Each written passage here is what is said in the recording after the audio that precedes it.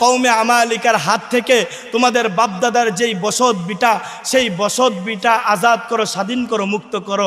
তখন তারা কি জবাব দিল?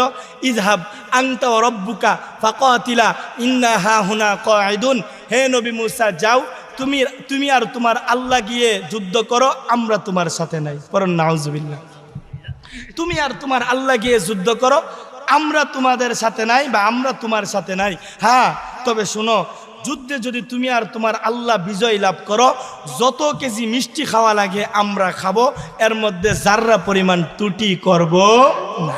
এটা হলো এক প্রকার ভালোবাসা, যে নবী জীবন দেওয়ার প্রয়োজন তুমি দাও, নবী কষ্ট করার প্রয়োজন তুমি করো, নবী যা কষ্টের কাজ সব তুমি করো, আর মিষ্টি যা খাওয়া লাগে সব আমরা উম্মতরা খামু, এর মধ্যে যাররা পরিমাণ ত্রুটি করবো না।